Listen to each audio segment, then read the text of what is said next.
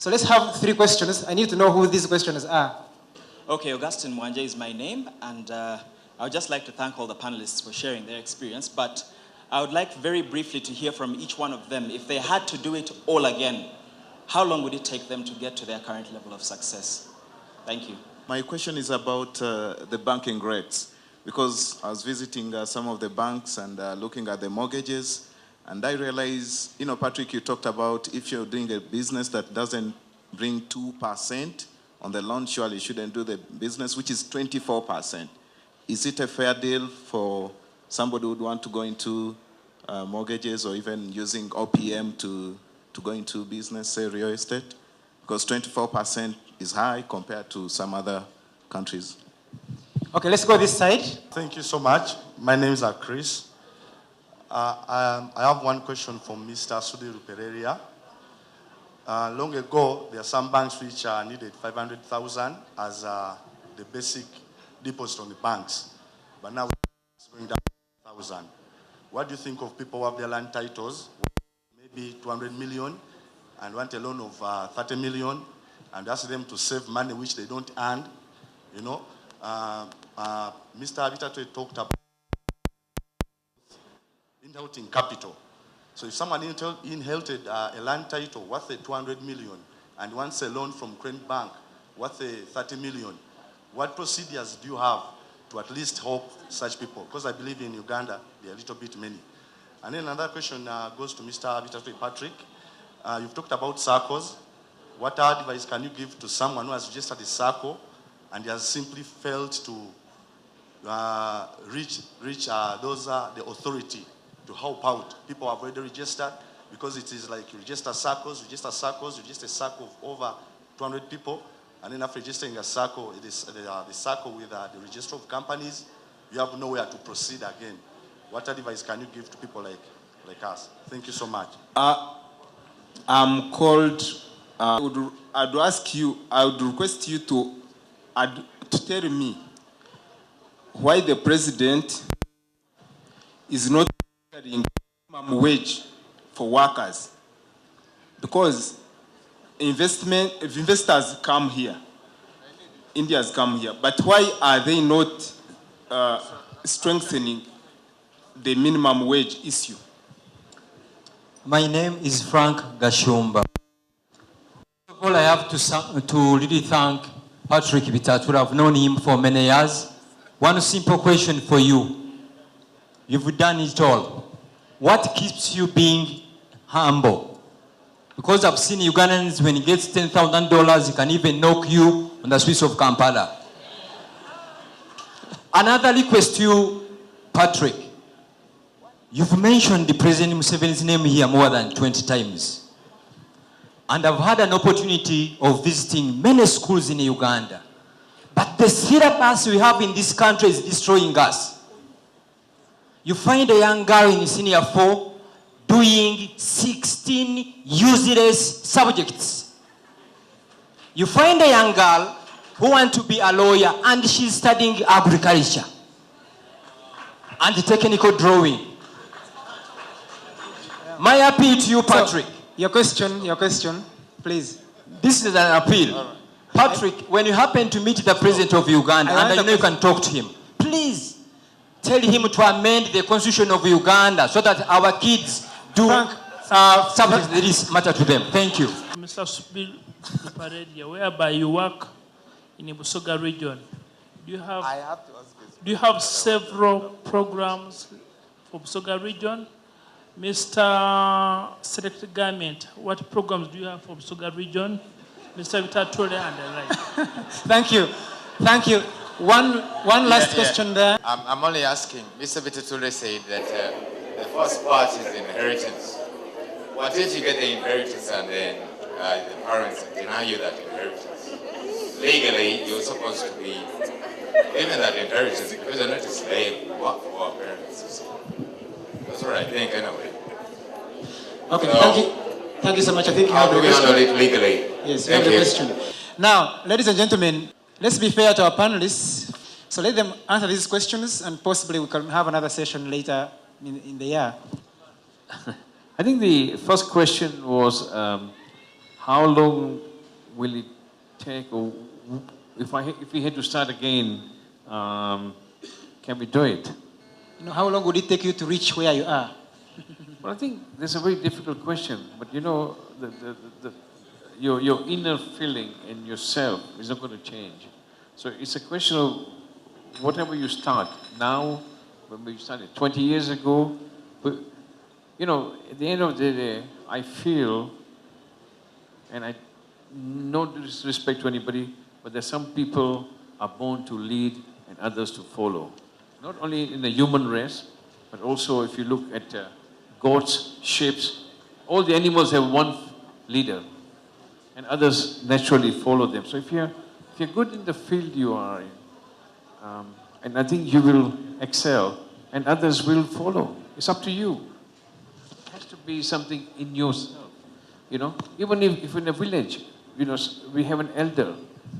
He was not there by birth or something, but people created the elder. So I think it has to be something within yourselves. Yeah, there was a question still to you. I think it was about the land title. Somebody has a land title and he doesn't earn anything, but his title is worth something. How can he get a loan? Now, I think, first of all, you asked about interest rates. Now, interest rates is not determined by a person. Market, I think the simple laws of demand and supply, simple economics. Now, why is interest rates so high? Is it affordable? No, it's not affordable if you want to borrow for mortgages. But mortgages are going around 15, 16%, not 22 or 24 as you're saying. Now, how does interest rates work? We have a stable market is maturing. It is not matured to the Kenyan level or London level. Everything is determined by the government spending. If the government has a budget and it goes over the budget, government has to go to central bank and ask the central bank to borrow money from the market, and the rate of the treasury bill is then determined. That is the deciding factor. No banks, although the banks technically give you the rates, but they follow the market also. They follow the market where they lend money. If Grand Bank is giving 13% on deposit, it has to charge you 18, 19, 20%. It has to have a cut. So it's all about demand and supply. Banks don't make up their own rates. They follow the market. Now, if you go to the market and there's a season for tomatoes, before the season started, you can even buy tomatoes for 2,000 shillings a kilogram. Now, when everybody's harvest comes in, you can even buy for 400 shillings. It's all simple economics, demand and supply. I'll try to go quickly through all the questions. I keep saying that, but I get stuck and spend too long. How long will it take for us to make the wealth we have generated? I think it will take half the time. Why? Because we're going to make mistakes again. I began doing business when I was 13. So it's taken me almost 30 years or 40 years doing business. If I started again from scratch, I would make, I think, much more money, but I've learned so much now. But I think I will also still make mistakes because we're all human beings. We will make mistakes. You don't think you're bulletproof. Today, I make mistakes in business with all my experience, and I try to make it my business to learn so many businesses. But you still make mistakes. Interest rate. Somebody talked about the interest rate and thought that it's a bit high and how we can use it as a benchmark. If you can't make the money that you pay the bank, then don't do the business. I use that as a hurdle rate. Any business you're going to do, if it doesn't make 25% return for you per annum, to me, I'll not even consider it. The bank rate. Give you a quick example. When I began a microfinance, CMF, I went to Owori and I got into this business. We wanted to lend a woman money to do chapati business. A person who makes chapati needs a sigiri, charcoal, flour, cooking oil. A few basic things, total working capital, 300,000 shillings. With that working capital, every day you make chapatis worth 20,000 shillings as cost. But you sell chapatis for 40,000 shillings. You're making 50% per day in profit. It's you working. If you employ a few people, you have overheads, the margin comes down, but the turnover goes up. Percentage per day. If you work for 5 days, if you're in Chikubo, serving chimere, your matoke and everything, the costing is 1,000 shillings, 1,500 shillings. You sell it for 3,000. You're making 50% per day. If you compound that over the year, your percentage is a few 100%. If you make 2% per day, I sell airtime, no secret. I get a discount from MTN, which used to be 10%. But I have to give so many people along the way margins who sell for me. I have overheads. If I am lucky, I keep 2% or 1.5%. But I do that per day. And then it's amount how much I can sell per day. So in 365 days, I make at least 1% per day. That's over 300%. And that's where the magic is. And it's not rocket science. All of you have understood it now. It's not a secret. I said the times tables, the maths you need is the primary maths. In primary school, by P7, you can work out a percentage and you know your times tables. That's all you need. Everything else is superfluous. SACCOs, somebody talked about SACCOs, and is organized but can't reach the government. The whole idea of SACCOs is to help you to put your money together so that you are stronger as a unit. If the government comes, that's a bonus. But don't be dependent, completely dependent. If the government doesn't give you money, you cannot survive. When we began CMF, we were a group of 14 different individuals from different backgrounds. We built a SACCO from zero to being worth over $20 million. I recently sold and got out.